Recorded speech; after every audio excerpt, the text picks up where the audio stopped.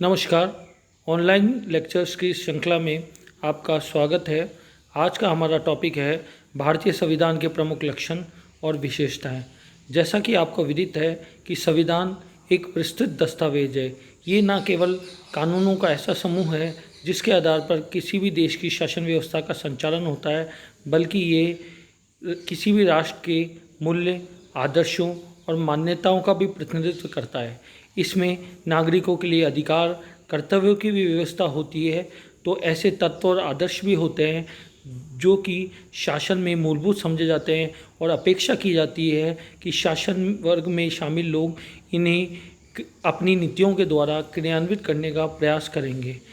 हर देश के संविधान में उस राष्ट्र की विशेष परिस्थिति और आवश्यकताओं की झलक होती है। उस राष्ट्र की आवश्यकताओं, अपेक्षाओं और प्रेरणाओं के अनुरूप प्रावधानों को उस राष्ट्र के संविधान में जगह दी जाती है, क्योंकि हर राष्ट्र की परिस्थिति और आवश्यकता अलग अलग होती है। यही कारण है कि दो देशों के संविधान में एक जैसी शासन व्यवस्था होने के बावजूद भी अपने कुछ अलग लक्षण और विशेषताएं होती है। यही कारण है कि प्रत्येक राष्ट्र के संविधान की कुछ निजी विशेषता होते हैं। भारत के संविधान की भी अपनी कुछ विशेषताएं हैं जिनका उल्लेख हम इस प्रकार कर सकते हैं। निर्मित, लिखित और सर्वाधिक व्यापक संविधान। जैसा कि आपको ज्ञात है कि भारत का संविधान एक लिखित संविधान है। हमारे संविधान को एक विशेष समय में हमारी संविधान निर्माती सभा द्वारा निर्मित किया गया है। हमारी संविधान निर्माती सभा ने 2 वर्ष 11 महीने और 18 दिन के प्रयासों के बाद हमारे संविधान को निर्मित किया है। हमारे देश के संविधान की अधिकांश बातें लिखित रूप में हैं। इस तरह हमारा संविधान ब्रिटेन के संविधान से अलग है, क्योंकि ब्रिटेन में संविधान अलिखित है। इसके अतिरिक्त हमारा संविधान विश्व के अन्य सभी देशों के संविधानों से अधिक व्यापक और विस्तृत है। वर्तमान में हमारे संविधान में 395 अनुच्छेद और 12 अनुसूचियाँ हैं, जबकि अमेरिका के संविधान में मात्र 7 ही अनुच्छेद हैं। अब प्रश्न ये भी उठता है कि भारत का संविधान इतना व्यापक क्यों है। इसका सीधा और सरल उत्तर यह है कि भारतीय संविधान निर्माती सभा द्वारा जब हमारे संविधान का निर्माण किया जा रहा था, तो विभिन्न देशों के संविधान हमारे सामने आदर्श रूप में उपस्थित थे। इसके अलावा हमारे पास 1935 के भारत शासन अधिनियम का एक विस्तृत ड्राफ्ट भी था, जिसके आधार पर उस समय हमारी देश की शासन व्यवस्था का संचालन किया जा रहा था। तो हमारे संविधान निर्माताओं ने सोचा कि विश्व की सभी राष्ट्रों के संविधान की अच्छी बातों का समावेशन हमारे संविधान में किया जाए। इसके अतिरिक्त भविष्य में संविधान के किसी प्रावधान को लेकर विवाद की स्थिति ना आए।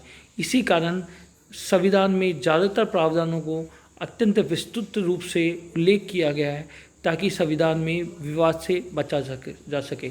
इसके अतिरिक्त आपको ये भी ज्ञात है कि भारतीय संविधान एक संघात्मक संविधान है, जहां संघ और राज्यों के बीच शक्ति का विभाजन किया जाता है।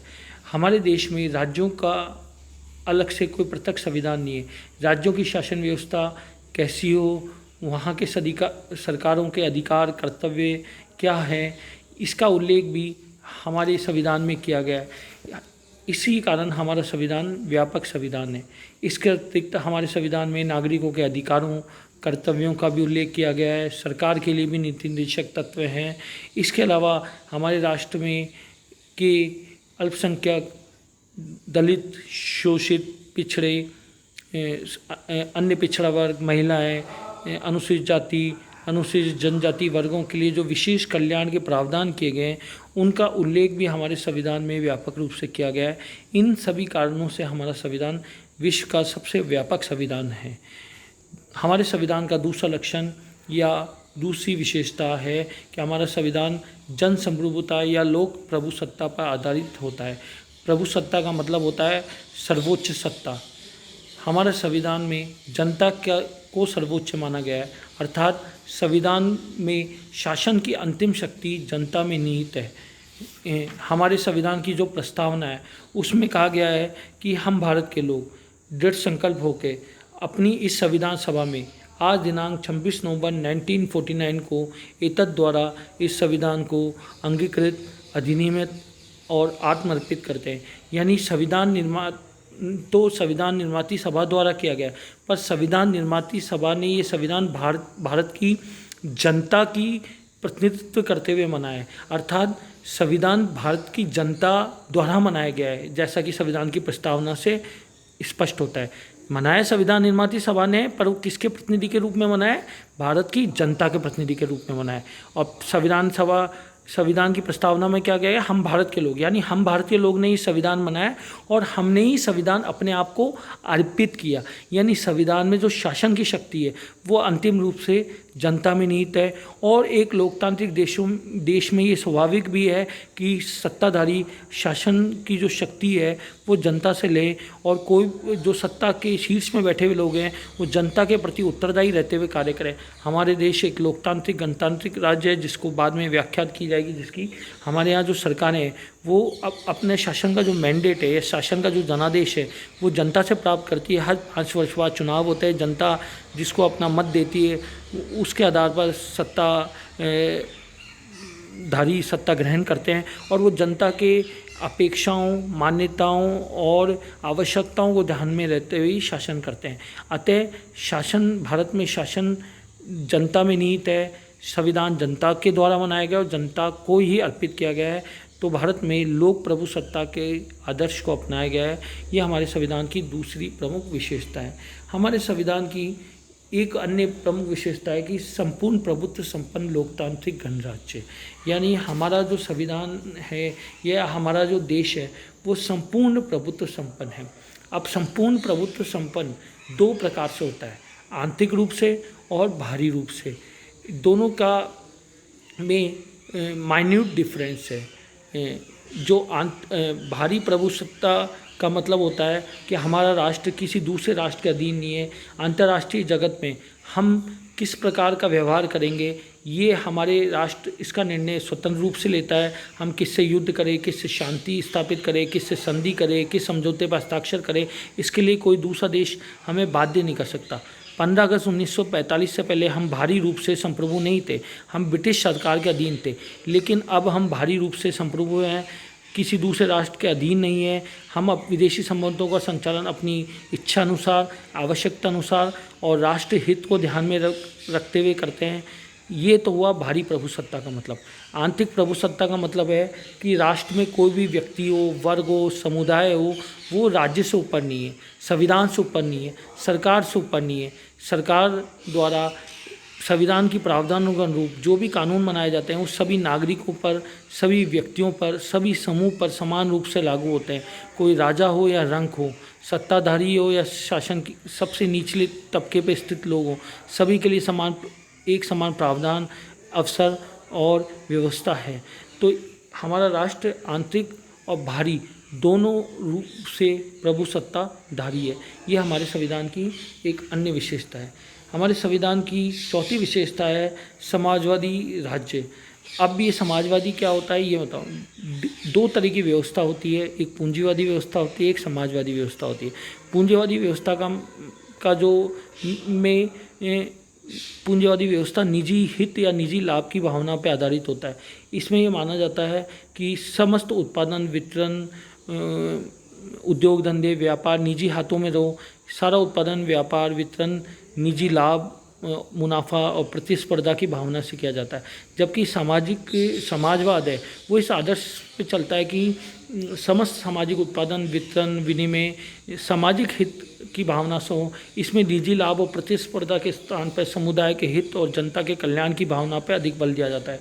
जब हमारा देश स्वतंत्र और जब हमारे संविधान का निर्माण हो रहा था तो संविधान निर्माती सभा में इस पर व्यापक बहस हुई कि शासन की नीतियों का स्वरूप समाजवादी मॉडल पर आधारित किया जाए या पूंजीवादी मॉडल पर आधारित किया जाए। दोनों तरह के मॉडल हमारे सामने उपस्थित थे। जहां अमेरिका का मॉडल पूंजीवादी व्यवस्था का था, वहीं सोवियत संघ का मॉडल समाजवादी व्यवस्था था।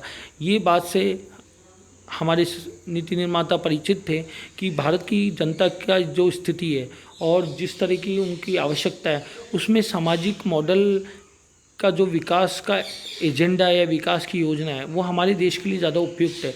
लेकिन उस समय अगर हम समाजवादी शब्द को हमारे संविधान में शामिल करते तो शीत युद्ध के दौर में जब पूरी दुनिया अमेरिकी और सोवियत खेमों में बटी हुई थी, उस समय संविधान में समाजवादी शब्द का समावेशन ये इंगित करता कि हम सोवियत खेमे में चले गए।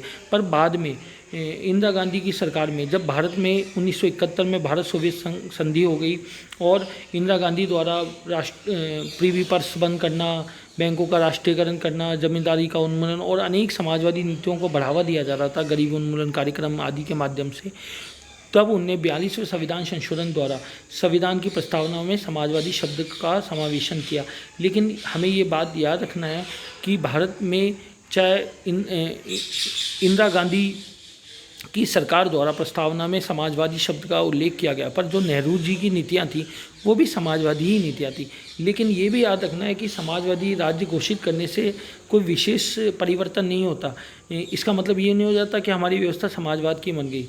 ये संबंधित सरकार के कार्यक्रमों और उनकी नीतियों पर निर्भर करता है। 1990 के बाद हमारा देश काफ़ी हद तक समाजवाद से विचलित होकर पूंजीवाद की तरफ आगे बढ़ा है। तो और दूसरी बात, प्रस्तावना अपने आप में न्याय योग्य स्थिति में नहीं है, तो परिस्थितियों के अनुरूप ही हमें समाजवाद को अपनाया गया है और सरकार की नीति और कार्यक्रमों पर ये निर्भर करता है कि समाजवादी नीतियों को किस हद तक क्रियान्वित किया जाए। हमारे संविधान की एक और प्रमुख विशेषता है कठोरता और लचीलेपन का समन्वय। देखिए, संविधान अपनी प्रकृति के रूप से दो प्रकार से होते हैं, एक कठोर संविधान और एक लचीला संविधान। अब ये प्रकृति निर्भर करती है संविधान में संशोधन की जो प्रक्रिया होती है। एक संविधान निर्माती सभा द्वारा एक विशेष समय में मनाया जाता है और संविधान काफ़ी या स्थायी रूप से ही रहता है। उसके प्रावधानों के द्वारा ही शासन व्यवस्था का संचालन होता है। लेकिन समय के अनुरूप संविधान में अनेक परिस्थितियों में अनेक बदलाव होते हैं और जो कई बार उन परिस्थितियों का जो बदलाव होता है वो बदलावों का उल्लेख संविधान के प्रावधानों में नहीं होता है। अब जैसे हमारा संविधान 26 जनवरी 1950 को बन के तैयार हो गया, उस समय कंप्यूटर या तकनीक या साइबर लॉ ऐसे व्यवस्थाएं थी नहीं, तो हमारे संविधान में उसका उल्लेख नहीं है। लेकिन वर्तमान में ये तकनीक, ऑनलाइन लेन देन, साइबर, कंप्यूटर, ये सॉफ्टवेयर टेक्नोलॉजी, ये आज की मुख्य व्यवस्था है। अब बदलते परिवेश में संविधान बदलती परिस्थितियों को समाहित कर ले अपने आप में, इसके लिए संशोधन की व्यवस्था की जाती है, हर देश के संविधान में की जाती है। अब ये संशोधन कैसा होता है? अगर संशोधन की प्रक्रिया आसान होती है तो उस देश के संविधान को लचीला संविधान कहते हैं। अगर संशोधन की प्रक्रिया कठोर होती है तो उस देश के संविधान को कठोर कहते हैं। संविधान संशोधन की प्रक्रिया हर देश में होती है, क्योंकि बदलती परिस्थितियों के अनुरूप अगर संविधान में परिवर्तन नहीं किया जाएगा तो संविधान के प्रावधान अप्रासंगिक हो जाएंगे, तो उसकी निरंतरता बनी रहे, उसकी प्रासंगिकता बनी रहे। तो इसलिए संशोधन की प्रक्रिया तो हर देश के संविधान में होती है, पर ये संशोधन सरलता से होता है या कठोरता से होता है, इसी आधार पर संविधान का वर्गीकरण कठोर और लचीले संविधान में किया जाता है। लचीला संविधान उस संविधान को कहते हैं जिसमें साधारण कानून और संवैधानिक कानून में कोई अंतर नहीं होता। संविधान में साधारण कानूनों का जिस तरह निर्माण होता है साधारण बहुमत से, उसी तरह संवैधानिक कानूनों का भी संशोधन हो जाता है। उसके लिए अलग से कोई प्रक्रिया नहीं होती, जैसे ब्रिटेन में होता है। ब्रिटेन की संसद जब चाहे संविधान में संशोधन कर सकती है, बिल्कुल सरल बहुमत से। तो दूसरी तरफ कठोर संविधान होता है जिसमें जो संविधान में संशोधन की जो प्रक्रिया होती है वो साधारण कानून के निर्माण की प्रक्रिया से अलग होती है और बहुत कठिन होती है। अमेरिका का संविधान एक बहुत कठोर संविधान का उदाहरण है। वहाँ पे संविधान में संशोधन करना बहुत मुश्किल होता है। जहाँ तक भारत की स्थिति है तो हमारे यहाँ मध्यम मार्ग अपनाया गया है। हमारा संविधान कठोर और लचीले का समन्वय है। हमारे देश के संविधान में अनेक प्रावधान ऐसे हैं जैसे राज्यों का पुनर्गठन, नए राज्यों का निर्माण, नागरिकता के प्रश्न आदि, जिनसे संबंधित प्रावधानों में संशोधन संसद अपने साधारण बहुमत से कर सकती है। यानी एक तरह से हमारा संविधान लचीला भी है। तो कुछ प्रावधान ऐसे हैं जैसे राज्य और केंद्र के बीच शक्ति का विभाजन, राज्यों का संसद में प्रतिनिधित्व, राष्ट्रपति की चुनाव प्रणाली आदि, जिनमें संशोधन करने के लिए आज संसद के 2/3 बहुमत के साथ साथ आधे से अधिक राज्यों की विधानसभाओं के अनुसमर्थन की भी आवश्यकता होती है। अतः हमारा लचीला भी सरलता से भी कुछ प्रावधान में संशोधन हो जाता है, तो कुछ में संशोधन की प्रक्रिया अत्यंत कठोर है। इसके अलावा एक तीसरी प्रक्रिया भी है कि ज़्यादातर प्रावधानों में संविधान में संशोधन संसद के 2/3 बहुमत से हो जाता है। यानी हमारे यहाँ संविधान में अमेरिका की लचीली अमेरिका की कठोर और ब्रिटेन की लचीली जो संविधान संशोधन की व्यवस्था है, उसकी बीच की व्यवस्था बनाई गई है। हमारे यहाँ लचीला और कठोरता दोनों का समन्वय देखा जाता है, दोनों तरह की प्रक्रिया देखी जाती है। तो ये भी एक हमारे संविधान की एक विशेषता है। इसके अलावा हमारे संविधान एक पंथ निरपेक्ष या धर्मनिरपेक्ष राज्य है। अब धर्मनिरपेक्ष, जिसको इंग्लिश में सेक्युलर स्टेट बोलते हैं, अंग्रेजी में उसकी परिभाषा होती है state should be separated from the church, यानी राज्य और चर्च का पृथक्करण। क्योंकि सबसे पहले संविधान निर्माण पाश्चात्य देशों में देखा गया, तो वहाँ चर्च धार्मिक सत्ता का प्रतिनिधित्व करता था। तो यानी इसका मतलब था कि भाई राज्य के कार्यों में चर्च दखल नहीं दे, चर्च के कार्यों में राज्य दखल नहीं दे। बाद में इसका अर्थ हुआ कि राजनीतिक क्षेत्र यानी राजनीतिक सत्ता और धर्म, इनका आपस में पृथक्करण हो, इनमें आपस में कोई संबंध नहीं हो। राज्य का या राष्ट्र का कोई अपना आप में कोई धर्म नहीं हो, किसी भी धर्म को विशेष दर्जा नहीं हो। भारत में अंग्रेजी में तो हमारे संविधान में सेकुलर बोलते हैं अंग्रेजी में, लेकिन हिंदी में हमारे यहाँ पंथ निरपेक्ष शब्द प्रयोग में किया जाता है। इसका एक कारण है क्योंकि धर्मनिरपेक्ष ध्रुव धातु से बना है, जिसका मतलब होता है कर्तव्य। तो हमारे यहाँ धर्म को कर्तव्य भावना से भी लिया जाता है, इसलिए हमने सेकुलरिज्म का हिंदी शब्द धर्मनिरपेक्ष न अपनाते हुए पंथ निरपेक्ष शब्द अपनाया गया, जिसका मतलब होता है कि राष्ट्र का या राज्य का अपना कोई धर्म नहीं है, सभी धर्म राष्ट्र की या सरकार की नज़र में समान है। धर्म के आधार पर हमारे देश में किसी भी प्रकार का भेदभाव नहीं होता, सभी धर्मों को समान अधिकार और अवसर प्राप्त हैं। सभी धर्मों को अपने धर्म के प्रचार प्रसार का अधिकार है। अपने धर्म के प्रचार और प्रसार के लिए संस्थाओं का निर्माण करने का अधिकार है। उसके लिए चल संपत्ति या अचल संपत्ति के स्वामित्व अर्जन का अधिकार होगा। धार्मिक संस्थाओं की स्थापना और पोषण का अधिकार हो, इस सब को दिया है। और हर व्यक्ति सार्वजनिक व्यवस्था, सदाचार और स्वास्थ्य के नियमों के अधीन रहते हुए अपनी पसंद का धर्म अपना सकता है। अंतःकरण की स्वतंत्रता होती है, हर व्यक्ति को अपने धर्म को मान सकता है, उसका आचरण कर सकता है, उसका प्रचार कर सकता है, सभी को है, सभी को समान है। धर्म के आधार पर कोई भेदभाव नहीं है, पर सरकार का कोई धर्म नहीं है। सरकार की नज़र में सभी धर्म समान है, सभी को समान अधिकार और अवसर हैं। धर्म के आधार पर किसी से कोई भेदभाव नहीं है। तो हमारे यहाँ धर्मनिरपेक्ष या पंथ निरपेक्ष राज्य का आदर्श अपनाया गया है। अब एक और बात ध्यान रखने की है कि धर्मनिरपेक्ष या पंथ निरपेक्ष का प्रयोग हमारे मूल संविधान में कहीं भी नहीं किया गया था।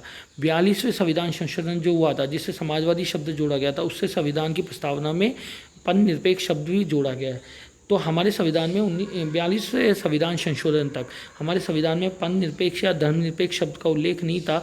लेकिन फिर भी संविधान के जो ये प्रावधान है, जो मैंने आपको बताया कि सभी व्यक्ति को धार्मिक स्वतंत्रता है कि वो किस धर्म को माने, अपने धर्म का प्रचार करे, अपनी धार्मिक संस्थाएं स्थापित करे, उसका प्रबंध करे, उसके लिए चल और अचल संपत्ति का स्वामित्व करे, ये सब जो प्रावधान है हमारे संविधान के मूल अधिकारों में भी दिए गए हैं, उससे ये स्पष्ट है कि चाहे हमारे प्रस्तावना के अतिरिक्त हमारे संविधान में कहीं भी धर्मनिरपेक्ष या पंथनिरपेक्ष शब्द का उल्लेख नहीं है, लेकिन हमारे संविधान निर्माताओं का आदर्श एक पंथनिरपेक्ष या धर्मनिरपेक्ष समाज हो, जहाँ पे राज्य का या सरकार का अपना कोई धर्म नहीं है, राज्य और सरकार किसी धर्म विशेष को समर्थन नहीं करते, उसका प्रचार प्रसार के लिए प्रयास नहीं करती।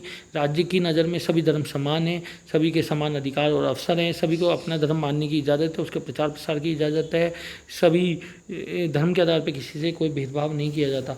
लेकिन एक बात ध्यान रखने की बात है कि धर्मनिरपेक्ष एक सकारात्मक अवधारणा है।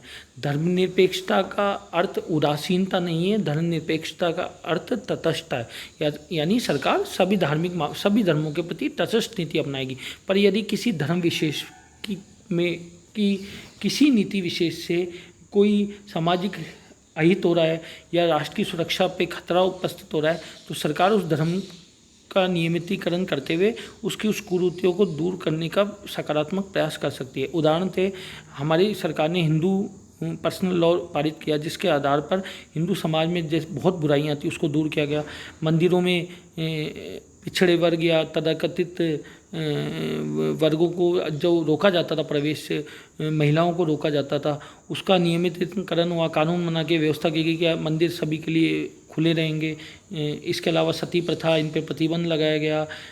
अभी मुसलमानों में आपने देखा कि मुस्लिम पर्सनल लॉ अलग से है, लेकिन फिर भी सरकार ने 3 तलाक प्रथा, जो कि मुस्लिम महिलाओं के शोषण का एक प्रमुख कारण थी, उस पर रोक लगाई। तो धर्मनिरपेक्षता का अर्थ उदासीनता नहीं है। जहाँ सरकार को लगेगा कि किसी धर्म के कोई प्रावधान लोगों की स्वतंत्रता, अधिकार और अवसरों को सीमित कर रहा है या समाज कल्याण या राष्ट्र के विरोध में है, तो सरकार उसमें सकारात्मक हस्तक्षेप कर सकती है।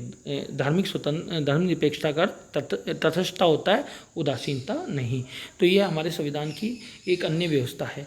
अब हमारे संविधान की जो एक प्रमुख लक्षण है, संसदात्मक शासन व्यवस्था। देखिए, सरकार के 2 रूप होते हैं, एक अध्यक्षात्मक शासन व्यवस्था होती है, एक संसदात्मक शासन व्यवस्था होती है। भारत में संसदात्मक शासन व्यवस्था बनाई गई है और हमारी ये जो संविधान की व्यवस्था है, ये इंग्लैंड या ब्रिटेन के संविधान से ली गई है।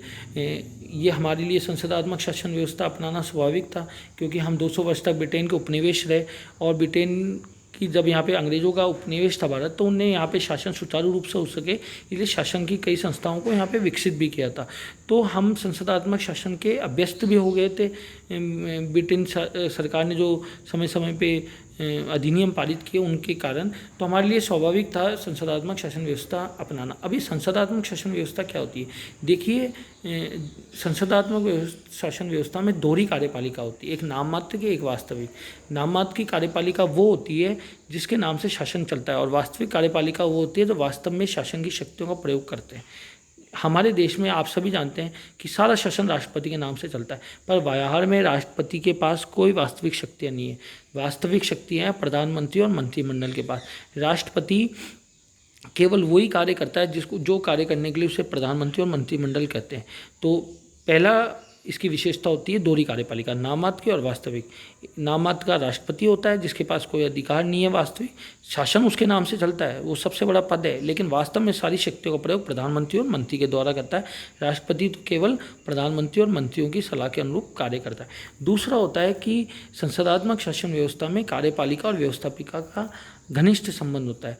कार्यपालिका यानी सरकार का अलग से चुनाव नहीं होता, व्यवस्थापिका का चुनाव होता है। व्यवस्थापालिका में से ही कार्यपालिका का गठन होता है। जिस भी पार्टी को व्यवस्थापिका के लोकप्रिय सदन में बहुमत मिलता है, उस पार्टी की सरकार बनती है, और वो सरकार 5 वर्ष तक अधिकतम कार्य कर सकती है, पर वो जब भी कर सकती है जबकि उसको व्यवस्थापिका का बहुमत मिले।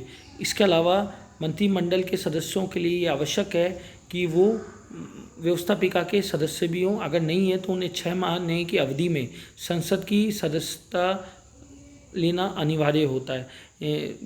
सरकार का कोई निश्चित कार्यकाल नहीं होती, वो अधिकतम 5 वर्ष कर सकती है, क्योंकि 5 वर्ष लोकसभा का कार्यकाल होती है। लेकिन लोकसभा कभी भी चाहे, या लोकसभा के बहुमत का सरकार पर अविश्वास हो जाता है, तो लोकसभा अविश्वास प्रस्ताव के माध्यम से सरकार को उसके पद से हटा सकती है। तो ये संसाधनों की व्यवस्था है, और बाद में इसके बारे में वोट आपको डिटेल में बताएंगे। हमारे संविधान की एक प्रमुख विशेषता है कि एकात्मकता की ओर झुका हुआ संघात्मक शासन है। जिस प्रकार सरकार के 2 रूप होते हैं, उसी प्रकार 2 तरह की शासन व्यवस्था होती है। एक शासन व्यवस्था होती है एकात्मक, एक होती है संघात्मक। एकात्मक शासन व्यवस्था में संपूर्ण देश में शासन व्यवस्था का संचालन एक ही सरकार के द्वारा किया जाता है। जैसे इंग्लैंड में एक ही सरकार होती है, पूरे देश की शासन व्यवस्था का संचालन एक ही सरकार करती है। जबकि संघात्मक राष्ट्र, विशाल राष्ट्र, ऐसे राष्ट्र के लिए उपयुक्त होती है जिनका विशाल आकार होती है, जहाँ जनसंख्या, भाषा, रहन सहन, खान पान, संस्कृति की विविधता होती है। ऐसे विशाल राष्ट्रों में जनसंख्या विशाल होती है। ऐसे विशाल राष्ट्रों में एक ही सरकार द्वारा शासन चलाना संभव नहीं होता। भारत भी ऐसा ही है। हम दुनिया की दूसरी बड़ी जनसंख्या है, विशाल क्षेत्रफल है, जनसंख्या, खान पान, रहन सहन, भाषा आदि की पर्याप्त विविधता है। ऐसे में एक सरकार द्वारा शासन चलाना हमारे यहाँ संभव नहीं है। तो हमारे यहाँ शासन का संघात्मक स्वरूप अपनाया गया है। संघात्मक स्वरूप में संविधान द्वारा केंद्र और राज्यों के बीच शक्तियों का विभाजन किया जाता है। हमारे संविधान द्वारा भी केंद्र और राज्यों के बीच शक्तियों का विभाजन किया गया है। 3 सूचियाँ हैं, राज्य सूची, संघीय सूची और समवर्ती सूची। संघीय सूची के विषयों पर केंद्रीय सरकार काम करती है और संसद कानून बनाती है। राज्य सूची के विषय पर राज्य सरकार काम करती है और राज्य की विधानसभा कानून बनाती है। और समवर्ती सूची के विषय पर दोनों सरकारें काम कर सकती है और दोनों की व्यवस्थापिका कानून बना सकती है। पर मतभेद की स्थिति में केंद्र का कानून या संसद का कानून चलता है और केंद्र की सरकार के निर्णय और आदेश चलते हैं। तो हमारे देश में संघात्मक व्यवस्था है जहाँ के संविधान द्वारा शक्तियों का विभाजन कर दिया गया है। बता दिया गया है कि भाई ये काम केंद्र सरकार के, ये काम राज्य सरकार के। केंद्र सरकार पूरे देश में काम करती है, जैसे कानून व्यवस्था है, कानून व्यवस्था राज्य सरकार का काम है। जैसे विदेशी आक्रमण से सुरक्षा का काम है, देश की सुरक्षा और अखंडता का विषय है, बैंकिंग है, मुद्रा है, दूरसंचार है, रक्षा है। ऐसे विषय केंद्र सरकार के पास है। केंद्र सरकार पूरे देश में काम करती है। तो राज्य संबंधित राज्य की कानून व्यवस्था है, ऐसे जो स्वास्थ्य है, परिवहन, ये ऐसे मुद्दे राज्य सरकार के हैं। केंद्र सरकार पूरे देश में काम करती है, राज्य सरकार अपने संबंधित राज्य में काम करती है। तो हमारे यहाँ संघात्मक राज्य है। लेकिन हमारे यहाँ संघात्मक राज्य तो है, लेकिन ये संघात्मक राज्य शासन एकात्मकता की ओर झुका हुआ है। हमारे संविधान में अनेक तत्व हैं जिसके कारण केंद्र सरकार का पलड़ा भारी हो जाता है। जैसे इकहरी नागरिकता, पूरे देश के लिए नागरिकों के लिए एक ही नागरिकता है। हमें अलग से ये नहीं कि हम राजस्थान के निवासी हैं तो हमें राजस्थान की नागरिकता अलग लेनी पड़ेगी, भारत की नागरिकता अलग लेनी पड़ेगी। जैसे अमेरिका में है, अमेरिका में आप अगर अमेरिका के नागरिक हो तो आपको अमेरिका की भी नागरिकता लेनी पड़ेगी, न्यूयॉर्क की भी लेनी पड़ेगी, या जिस राज्य में आप रहते हो उसकी नागरिकता लेनी पड़ेगी। भारत में ऐसा नहीं है, भारत में एक ही नागरिक है। आप राजस्थान से जाके तमिलनाडु बच जाओ, केरल बच जाओ, कहीं भी बच जाओ, आपके पास केवल भारत की नागरिकता होनी चाहिए। तो इकहरी नागरिकता है। न्यायपालिका भी एक ही है। IAS और IPS जैसे अखिल भारतीय सेवाएं वो भी एक है। राष्ट्रपति के संकटकालीन अधिकार है, जिसमें देश की शासन व्यवस्था ऐसी हो जाती है जैसे मान लो एकात्मक सरकार हो। राष्ट्रपति द्वारा राज्यों में जो राज्यपाल की नियुक्ति की जाती है। राज्यों शक्ति विभाजन में केंद्र सरकार का पलड़ा भारी है। इसके अलावा जो वित्तीय निर्भरता है केंद्र राज्य की केंद्र पे, ये सब चीज़ें हमारे यहाँ पे केंद्र सरकार को अधिक शक्ति देते हैं, या हमारे एकात्मक जो स्वरूप है शासन में एकात्मक लक्षणों को प्रतिस्थापित करते हैं। तो हमारे यहाँ संघात्मक व्यवस्था तो अपनाई गई है। केंद्र और राज्य के बीच शक्तियों का विभाजन तो किया गया है, लेकिन व्यवहार में केंद्र सरकार अधिक शक्तिशाली है और संविधान में अनेक तत्व एकात्मक शासन के। इसी कारण केसी बियर्ड ने हमारे संविधान को अर्ध संघात्मक शासन कहा था। और भारत जैसे राष्ट्र में ये स्वाभाविक भी है, क्योंकि हमारा देश एक लंबे समय तक विदेशी आक्रमण और विदेशी गुलामी का शिकार रहा है। और ये बात स्पष्ट हुई कि जब जब हमारे यहाँ केंद्रीय सत्ता कमज़ोर पड़ी है, तब तक हमारे देश को विदेशी आक्रमण और गुलामी का शिकार होना पड़ा है।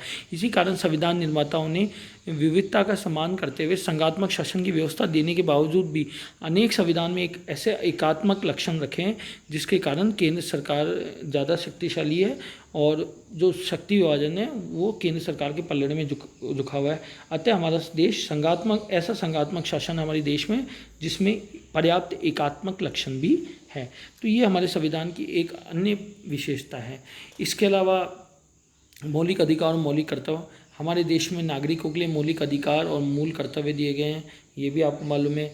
हमारे मूल संविधान में 7 मौलिक अधिकार थे, लेकिन 44वें संविधान संशोधन द्वारा संपत्ति के अधिकार को मौलिक अधिकार की सूची से हटा दिया गया है। अब संपत्ति का अधिकार केवल एक कानूनी अधिकार रह गया है। वर्तमान में भारत के नागरिकों को 6 मौलिक अधिकार हैं, जो कि है समानता का मौलिक अधिकार, स्वतंत्रता का मौलिक अधिकार, धार्मिक स्वतंत्रता का मौलिक अधिकार, शोषण के विरुद्ध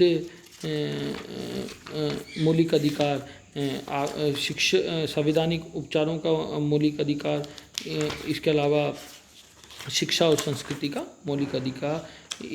इस तरह हमारे संविधान में 6 प्रकार के मौलिक अधिकार। वर्तमान में 7वां मौलिक अधिकार संपत्ति का मौलिक अधिकार था, पर संपत्ति के मौलिक अधिकार को जैसा आपको स्पष्ट किया गया है 44वें संविधान संशोधन द्वारा हटा दिया गया है। तो वर्तमान में हमारे यहाँ कितने मौलिक अधिकार हैं? हमारे यहाँ वर्तमान में 6 मौलिक अधिकार हैं। कौन कौन से हैं? अगर आपसे दोबारा प्रश्न पूछूं तो आप बोलेंगे स्वतंत्रता का मौलिक अधिकार, समानता का मौलिक अधिकार, शोषण के विरुद्ध मौलिक अधिकार, धार्मिक स्वतंत्रता का मौलिक अधिकार, शिक्षा और संस्कृति संबंधी मौलिक अधिकार, संवैधानिक उपचारों का मौलिक अधिकार और संविधान और जो संपत्ति का मौलिक अधिकार था। ये प्रश्न पूछते हैं आगे, कभी आप प्रतियोगी परीक्षाओं की तैयारी करोगे तो आपसे पूछा जा सकता है कि मूल संविधान में कितने मौलिक अधिकार थे? आप बोलोगे 7।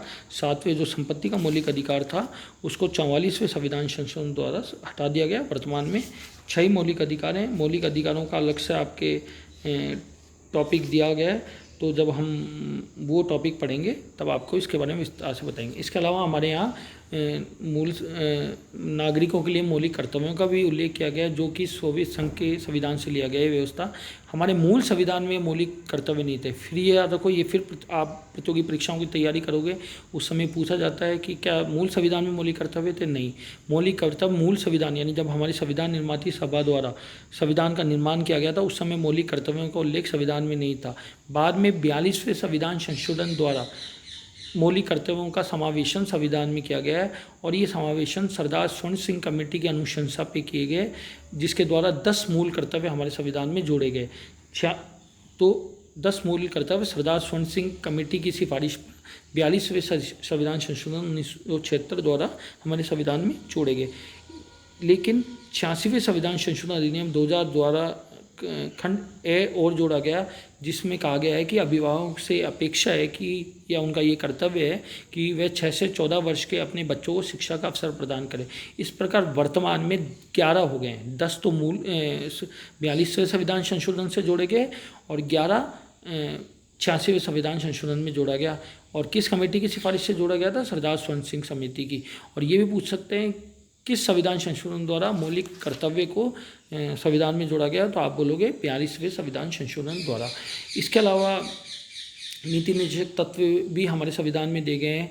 नीति निर्देशक तत्व आयरलैंड के संविधान से लिए गए हैं। संविधान के 36 से 51 अनुच्छेद तक उसका जिक्र होगा। उसका उल्लेख है संविधान के अनुच्छेद 36 से लेकर 51 तक। इसमें कहा गया है कि केंद्रीय और प्रांतीय सरकारों का कर्तव्य होगा कि वे राज्य के संचालन और कानून निर्माण में इन तत्वों का ध्यान रखें। ये वादयोग नहीं है नीति निर्देशक तत्व, अर्थात नीति निर्देशक तत्व के किसी प्रावधान को न्यायपालिका में चुनौती नहीं की जा सकती, पर ये संविधान निर्माताओं के आदर्श के रूप में है। और अनुच्छेद 37 में स्पष्ट रूप से कहा गया है कि यद्यपि नीति निर्देशक तत्वों को किसी न्यायालय द्वारा बाधित नहीं दी जा सकती या न्यायालय की आप इसकी रक्षा के लिए न्यायालय की शरण नहीं ले सकते, पर इन्हें देश के शासन में मूलभूत समझा जाएगा और सरकारों से ये अपेक्षा होगी कि वो अपनी नीति के द्वारा इन्हें क्रियान्वित करने का प्रयास करें। तो ये भी हमारे संविधान की एक प्रमुख विशेषता है।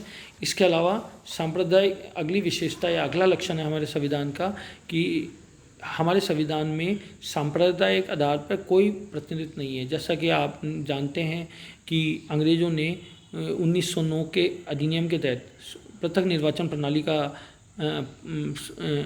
इंट्रोड्यूस किया था, पृथक निर्वाचन प्रणाली को, जिसमें ये उल्लेख किया गया था कि मुसलमानों के लिए अलग से निर्वाचन क्षेत्र होंगे और केवल मुस्लिम लोग ही वोट डाल सकेंगे और केवल मुस्लिम लोग ही चुनाव लड़ सकेंगे और वो केवल मुस्लिम लोगों का ही प्रतिनिधित्व करेंगे। उसके बाद 1919 और 35 के अधिनियमों द्वारा इसका विस्तार किया गया और पृथक निर्वाचन प्रणाली में सिखों को, ईसाइयों को, एंग्लो इंडियंस को, इनको भी जोड़ दिया गया। अब हमारे यहाँ किसी प्रकार का सांप्रदायिक प्रतिनिधित्व नहीं है, यानी धार्मिक आधार पर किसी तरह के निर्वाचन क्षेत्र नहीं है। अवयस्क मताधिकार है, यानी एक निश्चित आयु होने पर आपको वोट डालने का अधिकार होता है। आप चाहे किसी भी जाति, धर्म, लिंग से बिलोंग करते हो, संबंधित हो। पहले ये आयु 21 वर्ष की थी, पर फिर नोट कीजिएगा ये बात, ये बहुत इंपॉर्टेंट बात है, कई प्रतियोगी परीक्षाओं में पूछा जाता है कि 61वें संविधान संशोधन द्वारा जो वयस्क मताधिकार की आयु थी पहले जो 21 वर्ष की थी उसको घटाकर 18 वर्ष कर दी गई। तो ये क्वेश्चन पूछा जाएगा किस संविधान संशोधन द्वारा मताधिकार की आयु घटाकर 18 वर्ष कर दी गई। तो वर्तमान में 18 वर्ष कर दी गई, पहले 21 वर्ष थी। और कौन से संविधान संशोधन द्वारा की गई थी? 61वें। अब एक प्रश्न पूछा जाएगा कि सर आप बोल रहे हैं कि सांप्रदायिक निर्वाचन प्रणाली का अंत कर दिया गया, तो अभी भी तो अनुसूचित जाति और जनजाति के लिए निर्वाचन क्षेत्र रिजर्व होते हैं, उनके लिए आरक्षित होते हैं। आप देखते हैं कि कुछ क्षेत्र में केवल अनुसूचित जाति और जनजाति के उम्मीदवार ही चुनाव लड़ सकते हैं, लोकसभा में भी और विधानसभा में। तो इसका उत्तर ये होगा कि पृथक और आरक्षित प्रणालियों में अंतर होता है। पृथक में ना केवल उन्हीं उसी धर्म के व्यक्ति चुनाव लड़ सकते थे, बल्कि वोट डालने का अधिकार भी उसी धर्म के लोगों को होता था और केवल वो उसी धर्म के लोगों का प्रतिनिधित्व करते थे। अब व्यवस्था अलग है। अब अनुसूचित जाति और जनजाति के पिछड़ापन को देखते हुए और प्रतिनिधित्व में उनका अभाव, जो उनकी अपर्याप्तता है, उसको देखते हुए उनके लिए स्थान तो आरक्षित किए गए, लेकिन वोट सभी को डालने का अधिकार होता है। अर्थात अगर मान लो जैसे उदयपुर की सीट है, लोकसभा क्षेत्र है, वो अनुसूचित जनजाति के लिए रिजर्व है, लेकिन वहाँ से चुनाव तो केवल अनुसूचित जनजाति का उम्मीदवार ही लड़ सकता है, लेकिन वोट डालने का अधिकार सबको होगा। और जो उम्मीदवार जीतता है वो सभी का प्रतिनिधित्व करता है, केवल अपनी जाति और समुदाय का नहीं। तो इस मामले में ये डिफरेंट है। अगली विशेषता है कि स्वतंत्र न्यायपालिका और अन्य स्वतंत्र अभिकरण। देखिए, किसी भी देश में संविधान की प्रभावशीलता बनी रहे, संविधान की स्वतंत्रता बनी रहे, लोकतंत्र मजबूत, सशक्त और पारदर्शी बना रहे, उसके लिए आवश्यक है कि न्यायपालिका स्वतंत्र हो। और क्योंकि हमारा देश एक संघात्मक राज्य है और नागरिकों के लिए मूल अधिकारों की व्यवस्था की गई है, तो हमारे यहाँ तो न्यायपालिका की स्वतंत्रता और भी आवश्यक हो गई। क्योंकि केंद्र और राज्य कहीं भी, केंद्र हो या राज्य सरकार कहीं भी अपनी संवैधानिक मर्यादाओं का उल्लंघन करती है, तो न्यायपालिका संविधान की व्याख्याता और रक्षक होने के नाते उन सरकारों को ऐसा कार्य करने से रोकती है। इसके अलावा नागरिकों को जो मौलिक अधिकार दिए गए हैं उसकी रक्षा के लिए भी न्यायपालिका की स्वतंत्रता आवश्यक है। कोई भी, और हमारे संविधान में मैंने आपको पहले ही बताया कि हमारे संविधान का जो छठा मौलिक अधिकार है वो संवैधानिक उपचारों का अधिकार है। यानी कोई भी किसी नागरिक के अगर मूल अधिकारों का उल्लंघन हो सरकार के द्वारा अन्य रूप से, तो आप न्यायपालिका की शरण ले सकते हैं। न्यायपालिका आपके अधिकारों के संरक्षण का कार्य करेंगे। तो न्यायपालिका की स्वतंत्रता, लोकतंत्र की प्रभावशीलता, पारदर्शिता और एक जवाबदेही के लिए अत्यंत आवश्यक है। इसके अलावा एक संघात्मक शासन की मर्यादाएं बनी रहे, उसके लिए भी न्यायपालिका की स्वतंत्रता आवश्यक है। हमारे देश में न्यायपालिका की स्वतंत्रता के लिए पर्याप्त व्यवस्था की गई है। न्यायपालिका के न्यायाधीशों का जो चयन होता है वो कॉलेजियम प्रणाली से होता है, जिसमें राजनीतिक दखल की संभावना बहुत कम होती है। इसके अलावा न्यायाधीशों को कार्यकाल की स्वतंत्रता होती है, उनके पद और वेतन की सुरक्षा होती है, उनके आचरण पर बहस नहीं की जा सकती ये, और उनके लिए जो उनके कार्यकाल में उनके वेतन में कमी नहीं की जा सकती आदि। ऐसी अनेक व्यवस्था की गई है जिससे न्यायपालिका की स्वतंत्रता बनी रहे। ये हमारे देश की संविधान का एक और प्रमुख लक्षण है संसदीय प्रभुता तथा न्यायिक सर्वोच्चता में समन्वय। देखिए, दो तरह के संविधानों का आदर्श हमारे सामने है, एक इंग्लैंड या ब्रिटेन का और दूसरा अमेरिका का। ब्रिटेन में संसदीय सर्वोच्चता का आदर्श अपनाया गया है। वहाँ की संसद जो चाहे वो कानून बना सकती है, उसको न्यायपालिका में चुनौती नहीं दी जा सकती। वहाँ की संसद के लिए हास्य विनोद में कहा जा सकता है कि ब्रिटेन या इंग्लैंड की संसद आदमी को स्त्री और स्त्री को आदमी बनाने के अलावा सभी कार्य कर सकती है। यानी वहाँ की संसद कुछ भी कर सकती है, कोई भी कानून का निर्माण कर सकती है, उसके कानून निर्माण की शक्तियों पे किसी भी प्रकार का प्रतिबंध नहीं है। दूसरी स्थिति अमेरिका की है। अमेरिका में न्यायपालिका स्वतंत्र और सर्वोच्च है। यदि वहाँ की सरकार कोई भी ऐसा कानून बनाती है जो कानून संविधान की मर्यादाओं और प्रावधानों के अनुरूप नहीं है, तो वहाँ की न्यायपालिका न्यायिक पुनर्लोकन की शक्ति के द्वारा ऐसे सरकार के ऐसे कार्यों और व्यवस्थापिका के ऐसे कानूनों का पुनर्निरीक्षण करके उसे रद्द भी कर सकती है। भारत में मध्य स्थिति बनाई गई है। यहाँ पे संसदीय प्रभुता तो है, संसद के कानून बनाने की शक्ति पे कोई प्रतिबंध तो नहीं है, पर संसद ऐसा कोई कानून नहीं बना सकती जो संविधान की भावनाओं और संविधान की मूल ढांचे का उल्लंघन करे।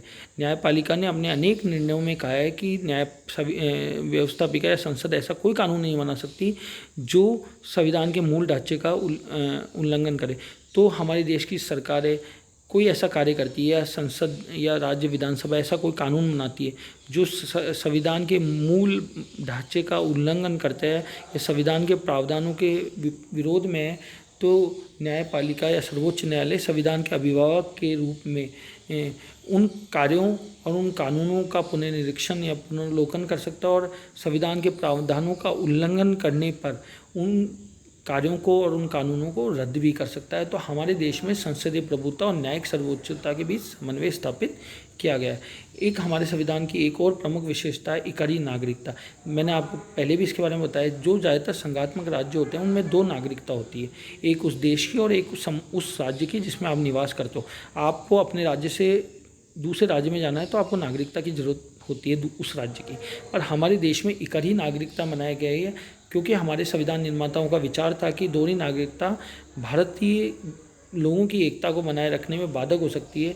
अतः विश्व के अन्य संघ राज्यों की तरह भारतीय संविधान में इकहरी नागरिकता की दोहरी नागरिकता की व्यवस्था नहीं है। हमारे यहाँ इकहरी नागरिकता है। भारत का नागरिक को केवल भारत की नागरिकता लेनी होती है। राजस्थान का नागरिक उत्तर प्रदेश जा सकता है, हरियाणा जा सकता है, पंजाब कहीं भी जा सकता है, बस सकता है, नौकरी से कर सकता है, व्यापार कर सकता है, ज़मीन जायदाद ले सकता है।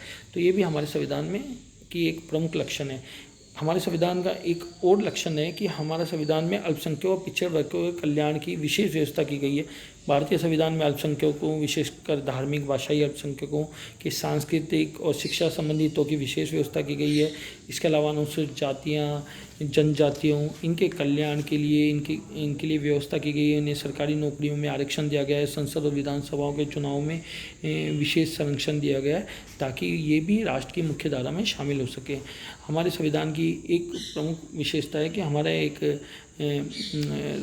राज्य भाषा है हिंदी, इसके जिसकी भाषा देवनागरी है। इसके अलावा हमारी 8वीं अनुसूची में 22 देशी भाषाओं को भी प्रादेशिक भाषा के रूप में मान्यता दी गई है। हमारे संविधान में लोक कल्याणकारी राज्य की स्थापना का आदर्श भी माना गया है या उसको भी आदर्श रखा गया है।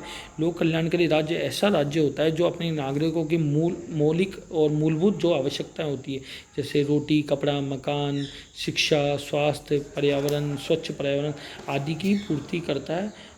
और क्योंकि हमारे देश में समाजवादी ढांचे का समाज का लक्ष्य लिया गया है, तो लोक कल्याणकारी राज्य एक आवश्यकता भी बन जाती है।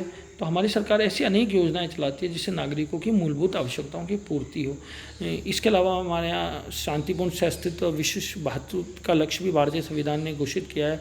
हम शांति के पोषक हैं। हमारे संविधान का जो 91वां अनुच्छेद है जो कि नीति निषेध तत्व है, उसमें स्पष्ट रूप से कहा गया है कि भारत किसी भी देश की सीमा या आंतरिक मामलों में हस्तक्षेप नहीं करना चाहता, ना ही खुद अपने आंतरिक मामलों में दूसरे राष्ट्रों के हस्तक्षेप को बर्दाश्त करेगा। इसी अंतर्राष्ट्रीय भावना के अनुरूप भारत ने पंचशील व असंलग्नता को नीति का अनुसरण किया है। तो आज हमने भारत की संविधान की जो प्रमुख विशेषताएं अथवा लक्षण हैं उनका अध्ययन किया है। वस्तुतः भारत का संविधान भारत की प्रभुसत्ता के मूल सिद्धांत पर आधारित है। हमारे संविधान में न केवल विश्व के तत्कालीन अन्य संविधानों की अच्छी बातों का अनुसरण किया है, बल्कि उन आदर्शों, उन प्रावधानों और मान्यताओं पर बल दिया है जो न केवल हमारे राष्ट्र की सुरक्षा और विकास और अखंडता के लिए आवश्यक है, वरन हमारे नागरिकों की एकता को भी सुनिश्चित कर सके। इसलिए भारतीय संविधान के स्वरूप और विशेषताओं से ये स्पष्ट है कि हमारा संविधान एक ऐसा आदर्श प्रालेख है जिसमें सिद्धांत और व्यवहारिकता दोनों का समन्वय देखा जा सकता है। तो मुझे लगता है कि आज का ये टॉपिक है ये आपको समझ में आया होगा। इससे संबंधित आपकी कोई समस्या है, कोई प्रश्न है तो आप मुझे व्हाट्सएप पे पूछ सकते हैं। धन्यवाद। जय हिंद।